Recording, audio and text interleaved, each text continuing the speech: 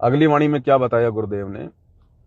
भाई दुविधा दुर्मति चतुराई में जन्म गया नर तोरा रे। दुविधा दुर्मति चतुराई में जन्म गया नर तोरा रे। अब भी आण मिलो सत्संग में करो गुरु ज्ञान पे गोरा रे।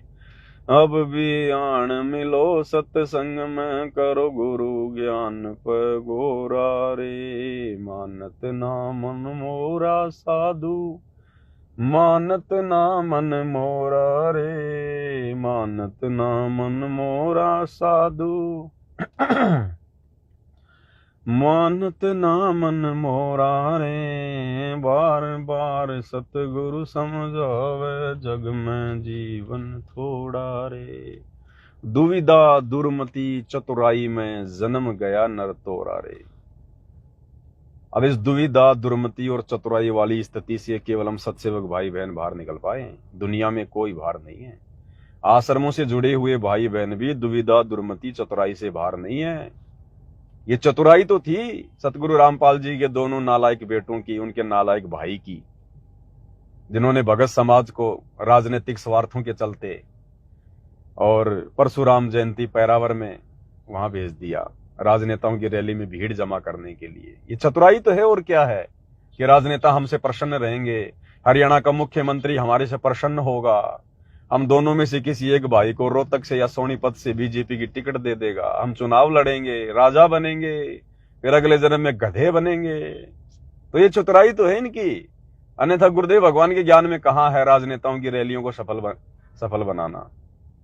कभी भेजा गुरुदेव ने अपने बच्चों को राजनेताओं की रैलियों में धक्के खाने के लिए?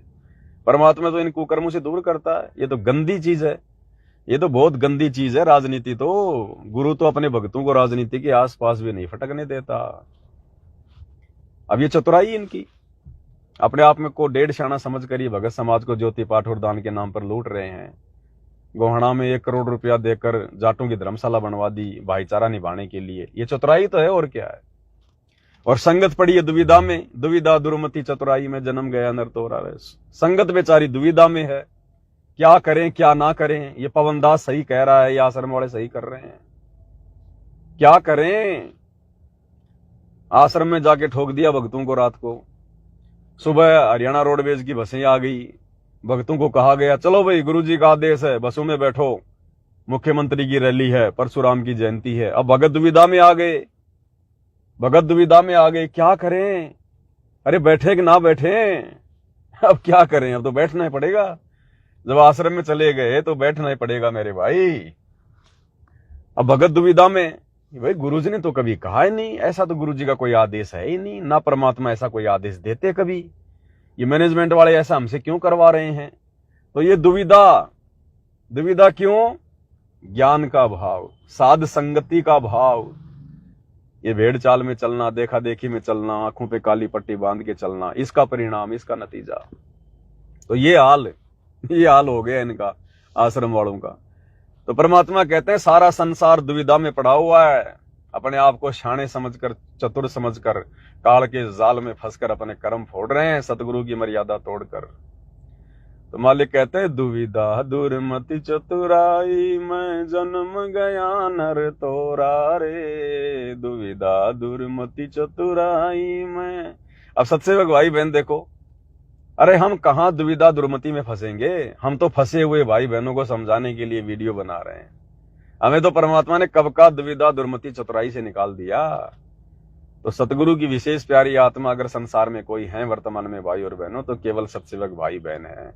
अरे जो इस तत्व ज्ञान को समझ जाए, जो तत्व भेद को समझ जाए, जो गुरु रूप में आए हुए कबीर भगवान को समझ जाए, जिनको आत्म कल्याण की चिंता लग जाए, भाई और बहनों, वो हैं परमेश्वर की हंस आत्माएं, निर्विकार आत्माएं, विशेष आत्माएं। तो ये दया तो आप और हमारे ऊपर हुई है। दुविधा दुर्मति चतुराई में जन्म गया नर तोरा रे। अब भी आण मिलो सत्संग में करो गुरु ज्ञान पे गोरा रे। अब भी आण मिलो सत्संग में करो गुरु ज्ञान पे गोरा रे। गुरुदेव कहते हैं नालायकों अभी भी आ जाओ। सत्संग में आने का मतलब है मेरे द्वारा किए गए प्रवचनों पर थोड़ा विचार कर लो, या साथ संगति के वीडियो देखकर थोड़ा बहुत अपने दिमाग का इस्तेमाल कर लो। जो जंग लगी हुई है, अब भी आन मिलो सत्संग में, अभी भी समय है, अभी भी थोड़ा बहुत समय है। जब तक गुरुदेव भगवान हिसार जेल से अपनी लीला पूरी करके बाहर नहीं आ जाते हैं, तब तक हमारे पास थोड़ा बहुत समय है। एक बार गुरुदेव हिसार जेल से बाहर आए नहीं, परीक्षा का समय समाप्त हुआ नहीं, फिर तो भैया रिजल्ट आना बाकी है। तो मालिक कहते हैं अब भी आन मिलो सत्संग में, करो गुरु ज्ञान पगोरा रे। मानत ना मन मोरा साधु, मानत ना मन मोरा रे। बार बार सतगुरु समझावे, जग में जीवन थोड़ा रे। कि नालायको, थोड़ा सा जीवन है, थोड़ा सा जीवन। तुम्हारी लाखों साल की उम्र नहीं है जो सतयुग में त्रेता में हुआ करती थी। तुम कलयुग में हो, कलयुग में, और तुम्हारी ये 60-70 साल की उम्र है। आधी से ज्यादा तो तुमने बर्बाद कर दी बकवादों में। अब तुम्हें सतगुरु मिल गया, अब भी तुम्हारे से बकवाद नहीं छूट रही, अब भी ये दुर्मति तुम्हारे सिर पर बैठी हुई है। तो परमात्मा कहते हैं ये 15-20 साल का जीवन है, भक्ति में लगा दे, इसको समर्पित कर दे अपने गुरु के चरणों में, अगर सफल करना चाहता है तो। आगे लास्ट में गुरुदेव भगवान ने हमें कितनी प्यारी व्याख्या करके बताया है। भाई शरण पड़े को गुरु संभाले, जाने बालक भोला रे। शरण पड़े को गुरु संभाले, जाने बालक भोला रे। कह कबीर चरण चित राखो, जो सुई में डोरा रे। कह कबीर चरण चित राखो, जो सुई में डोरा रे। मानत ना मन मोरा साधु, मानत ना मन मोरा रे। मानत ना मन मोरा साधु, मानत ना मन मोरा रे। बार बार सतगुरु समझावे, जग में जीवन थोड़ा रे। बार बार सतगुरु समझावे, जग में जीवन थोड़ा रे। क्या कह रहे हैं गुरुदेव भगवान सतगुरु रामपाल जी परमात्मा, आत्मा के असली साथी। शरण पड़े को गुरु संभाले, जान के बालक भोला रे। यदि हम सतगुरु रामपाल जी भगवान की शरण में आ गए हैं, और जब तक हमें सच्चाई का पता नहीं चलता है, जब तक हमें शुभ अशुभ कर्मों का पता नहीं चलता है, जब तक हम उनके सत्संग सुनकर आत्मिक रूप से परिपक्व नहीं हो जाते हैं, तब तक गुरुदेव भगवान भगत की रक्षा करता है, भगत को माफ करता है, भगत को बचाता है, उसको चेताता है किसी न किसी माध्यम से। शरण पड़े को गुरु संभाले, जान के बालक भोला रे। लेकिन जब हम परमात्मा के विधान से परिचित हो जाते हैं, जब हमें सतनाम मिल जाता है, देखो प्रथम नाम तक तो आत्मा थोड़ी सी जो है कच्ची पक्की रहती है, क्योंकि 2-4-5 महीने में भाई और बहनों इस ज्ञान को इतना नहीं समझा जा सकता। तो गुरुदेव भगवान कहते हैं कि 1-2 साल तो हम भी नहीं मानते कि भाई ये भगत बन गया, या परमात्मा ने इसका हाथ पकड़ लिया होगा। यानी 1-2 साल तो उसको समय लगेगा, झटके लगेंगे भगत को। लेकिन जिस भगत को नाम लिए हुए 3 साल से ऊपर हो गए हैं, उसके बाद फिर परमात्मा उस भगत को फ्री छोड़ना शुरू कर देता है। परमात्मा उस भगत को फ्री छोड़ना शुरू कर देता है फिर। यानी जो घेरा परमात्मा ने बना रखा होता है भगत के चारों तरफ शुरुआत में, ताकि कोई काल का दूत इसको भ्रमित ना कर दे, कोई मर्यादा ना तोड़वा दे, वो घेरा परमात्मा धीरे धीरे भगत का ढीला करने लग जाते हैं कि अब ये बच्चा अपने पैरों पर चले। क्योंकि भाई और बहनों, जैसे छोटा बच्चा होता है साल भर का, और जब माता पिता जब उसको पैरों पर चलना सिखाते हैं, तो शुरू में तो उसकी उंगली पकड़ेंगे, उसके दोनों हाथ पकड़ेंगे शुरू में। जब बच्चा धीरे धीरे चलने लग जाएगा, फिर परमात्मा उसका एक हाथ छोड़ देंगे, फिर माता पिता उसकी उंगली पकड़ेंगे, यानी उसको हल्का सा उसको सहारा देंगे कि अब ये चलना सीख गया है, ज्यादा सहारे की जरूरत नहीं है। फिर माता पिता उसकी उंगली पकड़ेंगे, फिर जब वो ठीक ठाक चलने लग जाएगा, फिर उंगली भी छोड़ देंगे। फिर क्या करेंगे, फिर माता पिता उसके चारों तरफ अपने हाथ यूं कर लेंगे कि मेरा बच्चा कहीं नीचे ना गिर जाए। फिर वो हाथ नहीं लगाते माता पिता, उसके चारों तरफ हाथ कर लेंगे, जैसे ही गिरने वाला होगा उस समय फिर उसको तुरंत पकड़ लेंगे, उसको चोट नहीं लगने देंगे। तो इसी प्रकार जब हम शुरुआत में भक्ति मार्ग पर नाम दीक्षा लेते हैं तो हम बालक होते हैं, साल 6 महीने के। तो गुरु दोनों हाथों से पकड़कर हमें भक्ति मार्ग पर चलाता है। हम भोले होते हैं उस समय, गुरु हमें संभाल के रखता है, हमारी नादानियों को माफ करता है। छोटी मोटी मर्यादा भी टूट जाती है तो गुरु नाराज नहीं होता। गुरु को पता है कि अभी ये नादान है, अबोल है। फिर जब हम सतनाम ले लेते हैं तो फिर गुरु हमारी उंगली पकड़ेगा, फिर दोनों हाथों से नहीं पकड़ेगा, फिर गुरु केवल हमारी उंगली पकड़ेगा कि अब ये थोड़ा थोड़ा अपने पैरों पर चले, थोड़ा जोर दे। और सतनाम लेने के बाद जब साल 2 साल हो जाती हैं फिर गुरु उंगली भी छोड़ देगा, लेकिन घेरा बना के रखेगा चारों तरफ अपने बच्चे के कि कोई विशेष नुकसान इसको कोई ऐरी गैरी आत्मा ना पहुंचा दे। और जब उसको 3 साल कंप्लीट हो जाएंगी फिर गुरु उसको बिल्कुल फ्री छोड़ देगा। जैसे 3-4 साल के बच्चे को फिर माता पिता फ्री छोड़ देते हैं, अपने काम में लग जाते हैं कि अभी इसको खेलने दे इसको, क्योंकि अब वो अच्छा बुरा समझने लायक हो गया, भला बुरा समझने के लायक हो गया।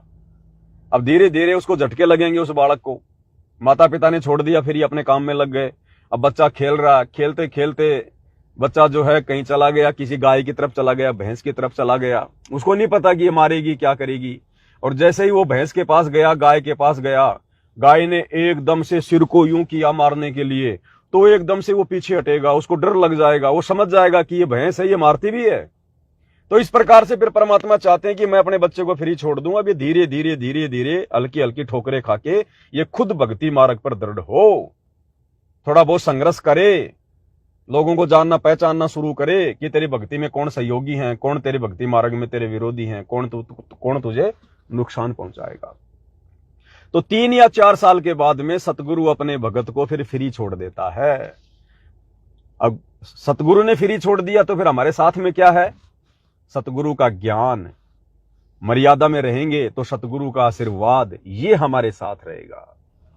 फिर सतगुरु हमें उस कुंज पक्षी की तरह जो हजारों किलोमीटर दूर अंडे देकर अपनी कुरल कुरल की आवाज करके अपने अंडों को पोसती है, बच्चों को परिपक्व करती है, फिर उस आधार से सतगुरु अपने बच्चों की रक्षा करते हैं। फिर तो आज वर्तमान में इसी प्रकार गुरुदेव भगवान हमें अपनी शरण में लेकर ज्ञान आधार से मजबूत बनाकर, वो चाहे हिसार जेल में बैठे हों, चाहे शतलोक में बैठे हों, अनंत रूप हैं गुरुदेव भगवान के। कोई जेल में थोड़ी बैठे हैं परमात्मा, जेल में तो उनका एक रूप बैठा है। परमानेंट तो परमात्मा अनामी लोक में बैठा रहता है, अनामी लोक में, अकय लोक में परमात्मा सिंहासन पर। फिर उनके 4 रूप चारों लोकों में बैठे हुए हैं। अगम लोक में अगम पुरुष के रूप में, अलख लोक में अलख पुरुष के रूप में, सतलोक में सत्य पुरुष के रूप में। और यहां भी परमात्मा आए हुए हैं सतगुरु रामपाल जी का रूप बनाकर। और ना जाने कितने ब्रह्मांडों में परमात्मा इस समय लाखों करोड़ों रूप बनाकर अपनी लीलाएं कर रहे हैं। भाई और बहनों, ये जो काल का 21 ब्रह्मांड है ना जो हम देख रहे हैं, ये खाली अकेला एक काल का 21 ब्रह्मांड नहीं है। ऐसे ऐसे 21 ब्रह्मांड गिनती नहीं है, परमात्मा ने इतने बना रखे हैं। और इस मालिक को आनंद आता है, इस परमेश्वर को उन लोगों में जा जाके लीला कर करके अपने बच्चों को समझा समझा के ये परमात्मा अनंत करोड़ रूप बना के एक ही समय में पता नहीं कितनी हिसार जेल होंगी इन ब्रह्मांडों में जहां परमात्मा बैठा हुआ ये लीला कर रहा है। और हमें दिखाई दे रहे हैं कि बस हिसार जेल में बैठे हैं गुरु जी। हम सत्सेवक अपने गुरुदेव भगवान को भोग लगा रहे हैं। हर एक सत्सेवक के घर में गुरुदेव भगवान आ रहे हैं भोग लेने के लिए, क्योंकि जब तक गुरुदेव भोग को ग्रहण नहीं करेंगे सूक्ष्म रूप में अपनी रचना से, वो पवित्र कैसे बनेगा, प्रसाद कैसे बनेगा वो? तो परमेश्वर के अनंत रूप हैं, अनंत करोड़ रूप हैं उस परमेश्वर के। साहिब तेरी साहिबी श्याम कहूं के श्वेत। ये ना देखो कि गुरु जी खाली हिसार जेल में बैठे हुए हैं, फिर ये दुनिया कौन चला रहा है मेरे भाई?